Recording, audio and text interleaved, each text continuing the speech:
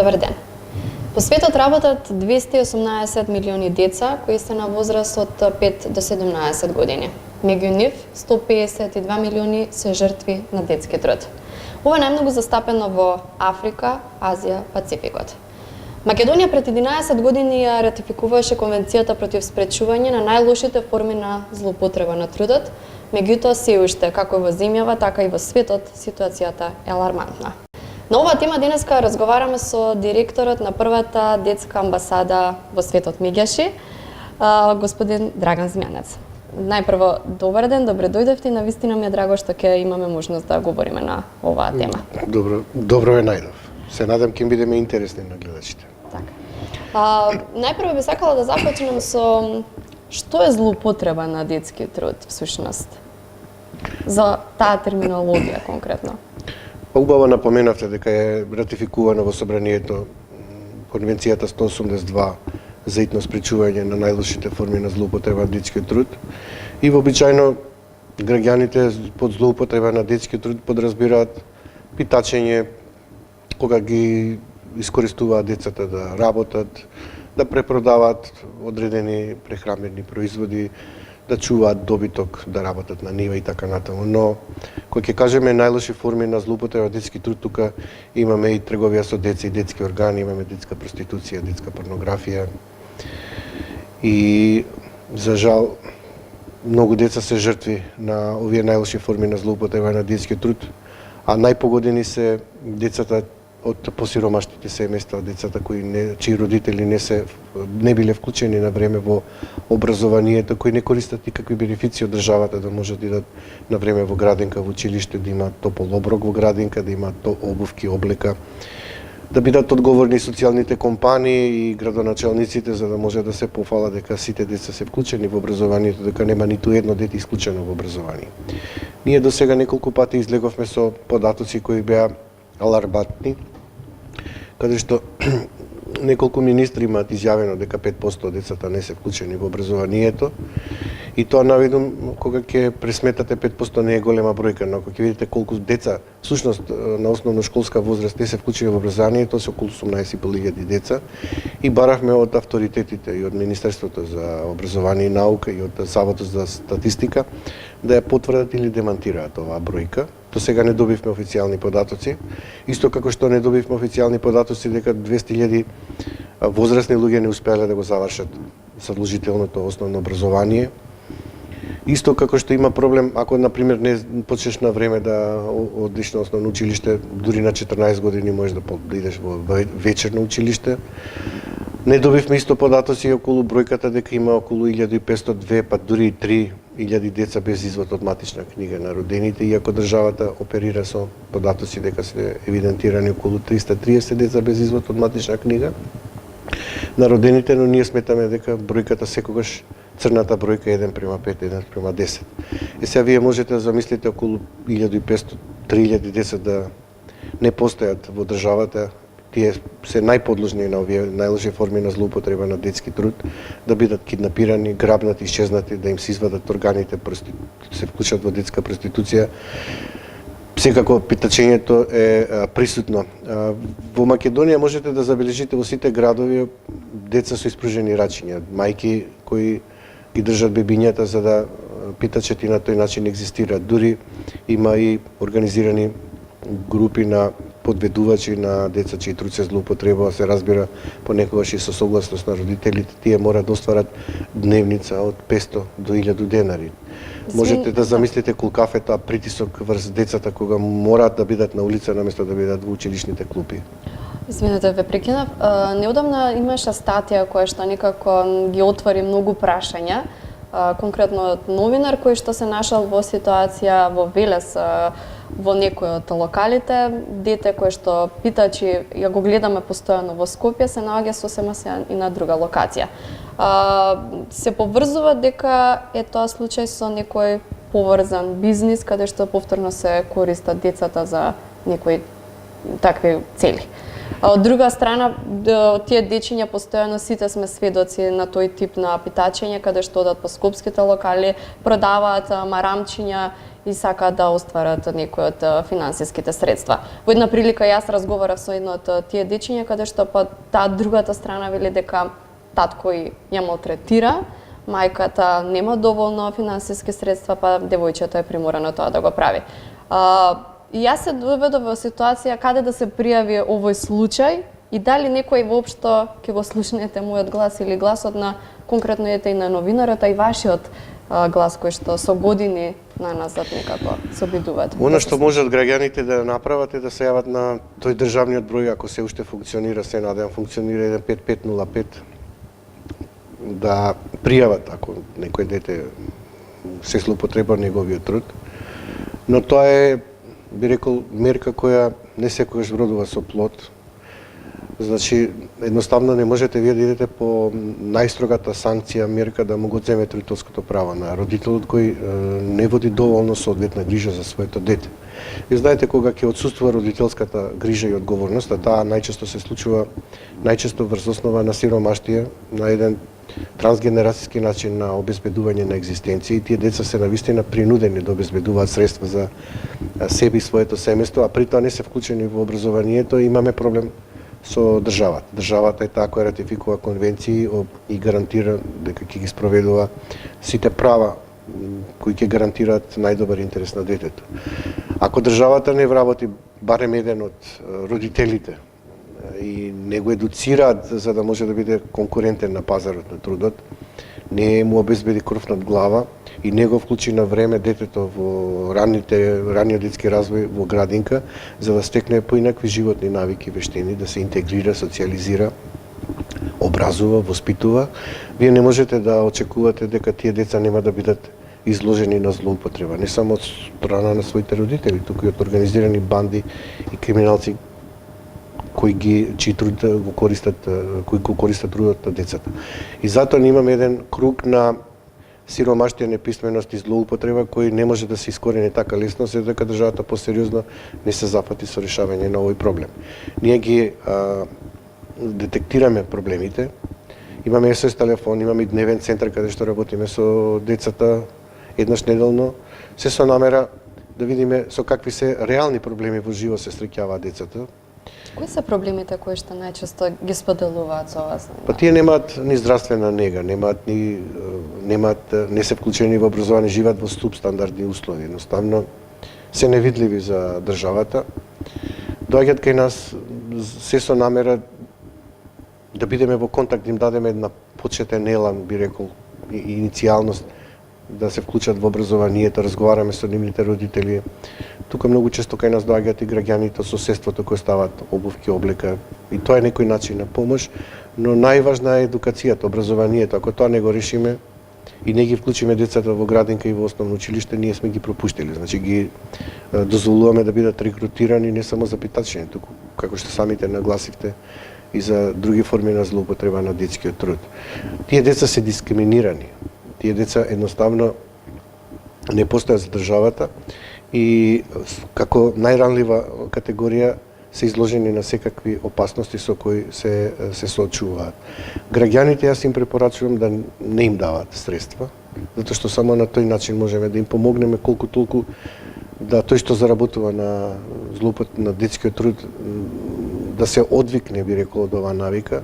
Ако веќе сакаат да им купат нешто, некој прехранен производ во ред, но добро е да ги притиснеме државните институции навистина да го решат овој проблем, ако наместо социјална помош ги вработат нивните родители и ги едуцира за да може да бидат, како што нагласи, конкурентни на пазарот, кров над глава и рано вклучување со бенефиции од страна на државата во градинка. Да имаат можност тие деца да се образуваат од рана возраст, да се социјализира со своите другарчиња, да стекнат поинакви животни навики. Мислам само на тој начин ќе успееме колку толку да ја намалиме оваа голема бројка на деца кои се искористувани во Република Македонија.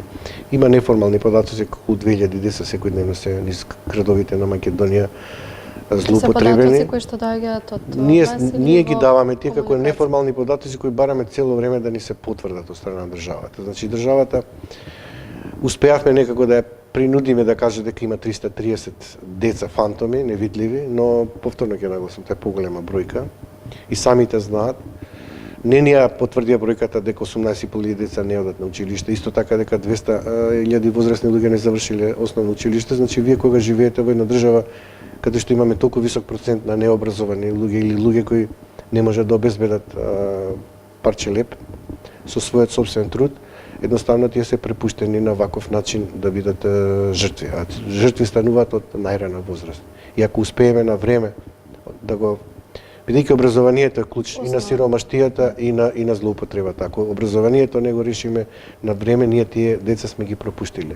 Значи, Министерството за образование и Министерството за труд и социјална политика имаат клучна улога во овој процес и мора да бидат на некој начин дополнителна гаранција, би рекол дополнителен старател на родителите кои немаат можност да им помогнат соодветно на своите деца. Питачењето може би е една од најлошите форми, една од најлошите форми на злоупотреба на детскиот труд. Меѓутоа, тука ние имавме исто така како организација во соработка со друга организација, конкретно од Прилеп, изработивме истражувачка сторија токму пак за злоупотреба на детскиот труд во земјоделството. Тука станува збор, може би, да, децата го имаат соодветното образование, но од друга страна пак е борбата за опстанок. Родителите верувам дека тоа не го прават присилно или пак од што сакаат, нели, детето од рани ноќи да оди на полето. Ме потсетивте на ова дека има всушност сезонски работници, деца кои се вклучени во образованието, а воспитно образовниот процес го толерира неговото отсуство, посебно кога се сезонски работи, септември и мај-јуни. Сметете на ова дека тука има голема работа за просветните инспектори, за трудовите инспектори кои ќе детектираат злоупотреба на детскиот труд.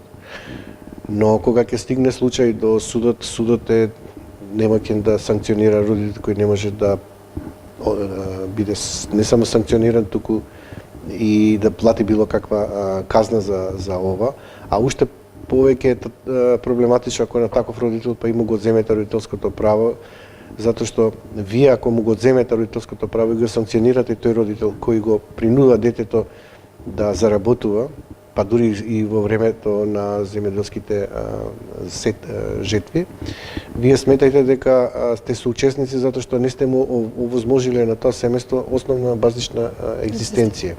Ако не му го овозможувате тоа, вие фактички дополнително го травматизирате семејството и на тој начин не сте помагател, туку сте, би рекол, притисок, товар дополнителен врз кревките плеки на родителот кој не може да врзи крај со крај за да може да ги ишколува децата. Меѓаш и континуирано работи и во насока и на превенција и постојано говорење и во медиумите и на ваши настани кои што ги организирате. Верувам дека ќе продолжите со вашата мисија и понатаму се додека не се намали, барем се надевам, оваа злоупотреба. Па имаме ние многу фронтови отворено, не само злоупотреба на детскиот труд, туку имаме и заедничко родителство и деца да ги дознаат биолошките родители, децата да имаат здрава животна средина и да се вклучат на време во образованието, и булингот, меѓуврсничкото насилство и за загадувањето дури и така? Да, правото на живот загрозено. И со мигрантската криза, и со косовската криза, и со босанската криза, едноставно многу активности во изминативе 27 години. За жал се додека гледачите не гледаат дека говориме за ова, значи имаме слабости во системот и дека некогаш не е доволно само да се говори, туку да се делува. Тоа е најсложениот начин. Значи една од нашата задача, една од нашите, би рекол, премиси во нашата мисија е да го ставиме системот да биде во функција на децата. Значи системот сам по себе е тром, недоволно активен, недоволно, значи посебно центрите за социјална работа, значи тие нема таков капацитет да бидат теренски, да работат на терен. Психолозите, педагозите да ги детектираат со социјалните работници на време проблемите со кои децата се случуваат во семејството, да најдат алтернативни начини како на тие семејства да им помогнат за да не се случи најлошото, како што нагласи да бидат децата киднапирани, грабнати, проституирани, пренесени преку граница, да се злоупотреба нивниот труд на брутален начин. 27 години споменавте дека Да. функционирате. Во април. Дали се има подобрено состојбата кога станува збор за прекршување на правата? Па едно нешто што морам да го нагласам е на високо место веќе кај граѓанството постигнато дека децата имаат права и обврски, дека се посебен субјект, дека се почитува нивното мислење, нивното учество и дека има поголема свест за детски активизам и активизам воопшто младински во општеството. Ние заедно со коалицијата сега и Млад образовен форум работиме да се донесе законот за средно училиште каде што младинското и детско учество ќе биде конкретно дефинирано низ кои форми се може да функционира. Имаме формирано лоби парламентарна група од претеници од собранието кои треба да ни помогнат да се направат одредени законски измени за подобрување на состојбата со децата во Република Македонија, но морам да кажам дека направивме анализа минатата година колку претениците се занимавале со правата, проблемите со кои се соочуваат децата и да констатирам дека не им било високо на агендата децата и нивните права, посебно здравството, последиците кои ги трпат децата од високите канцерогени честички PM10 и PM2,5 кои децата директно ги удираат по нивниот здравствен систем респираторен и разочарани сме од индолентноста на донесувачите на одлуки околу тоа што Скопје, Битола, Куманово, Гостивар, Тетово и Кавадарци се градови на високите 10 позиции на светско ниво по недозволените канцерогени честички кои атакуваат по нашето, кои удират по нашето здравје. Се обративме до Комитетот за правата на детето во Женева поединечно, заедно со Зелениот институт, со новинари за човекови права и Радар, првата детска амбасада во светот Мегеши, да ги информираме за состојбата, со последиците кои децата ги трпат од високите концентрации на недозволените канцерогени честички, да вршат притисок, бидејќи само на тој начин сметаме дека под меѓународен притисок државата може нешто да направи. Во процес сме да обезбедиме вештачење за тоа колку штетно влијае аерозагадувањето по здравјето на децата и најдовме адвокат кој бесплатно ќе не застапува. Ќе се обидиме во Република Македонија да ги исцрпиме судските органи, да видиме некоја пресуда да се донесе во интерес на граѓаните и пред се децата во Република Македонија. Ако не успееме, ќе одиме во Европскиот суд за човекови права во Страсбур и се надевам дека Република Македонија ќе биде сериозна како држава и ќе посвети поголемо внимание за здравјето на децата и граѓаните. Ќе ги следиме секако вашите активности, ако децата, како што велат, се нашата иднина, тогаш навистина треба да вложиме како и во нивното образование, како во социјалниот статус, за да бидат нели безбедни, здрави, возрастни, за безбедни, здрави и работници кога ќе стапат во најработен однос. Ви благодарам за вашето гостување и се надевам дека ќе се подобри оваа состојба за која што говорите. Заеднички можеме повеќе. Ви благодарам и вас за поканата. Ви благодарам и на вас за вашето внимание. Се надевам дека после овој разговор ќе се запрашате на кого всушност помагате кога донирате пари на децата кои што питачат. Поздрав!